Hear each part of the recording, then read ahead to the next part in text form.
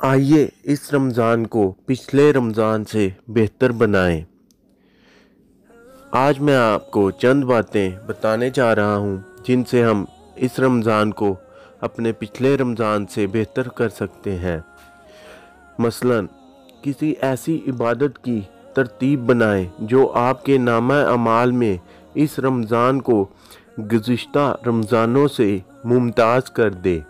मसलन कोई पारा याद कर लें या ज़बानी कोई सूरत, सूरह रहमान, सूरह यासीन या कुरान मजीद की कोई भी सूरत जो आपने पहले याद ना की हो उसको ज़बानी याद कर लें इस रमज़ान में।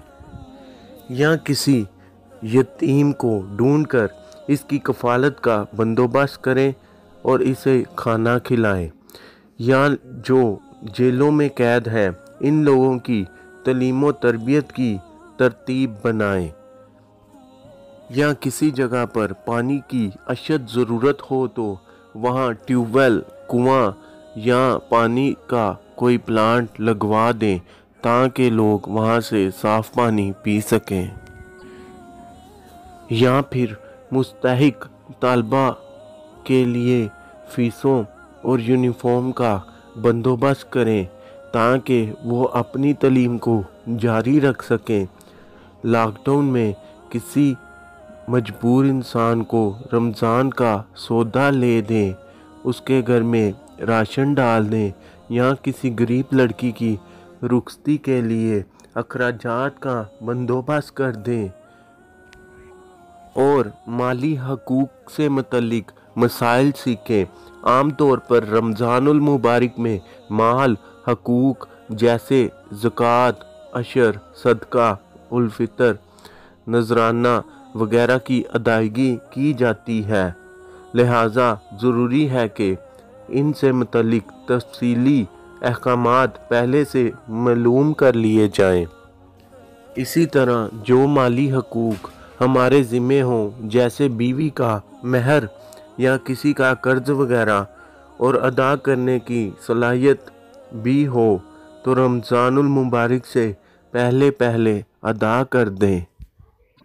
रात को जल्दी सोने की आदत डालें ताकि सुबह रोज़े के लिए सहरी में उठा जा सके।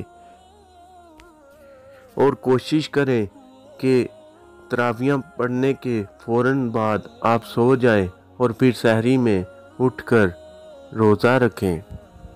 और कोशिश करें कि दुनियादारी की महफ़िलों से रमज़ानुल मुबारक में दूर ही रहें। आखिरी बात, रमज़ानुल मुबारक की रूहानियत व बरक़ात के हसूल के लिए अल्लाह सुब्हानहू व तआला के हुज़ूर गिड़गड़ा कर ख़ुसूसी दुआएं मांगे ताकि अल्लाह ताला उनको कबूल फरमा के आपकी दुनिया व आखिरत को संवार दे।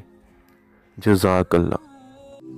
अब तक के लिए इतना ही। मज़ीद ऐसी वीडियोस देखने के लिए हमारे चैनल को सब्सक्राइब करें और बेल आइकन पर क्लिक करें ताकि हर आने वाली वीडियो आप तक बआसानी पहुंच सके। इंशाअल्लाह जल्द मिलते हैं नई वीडियो के साथ। अल्लाह हाफिज़।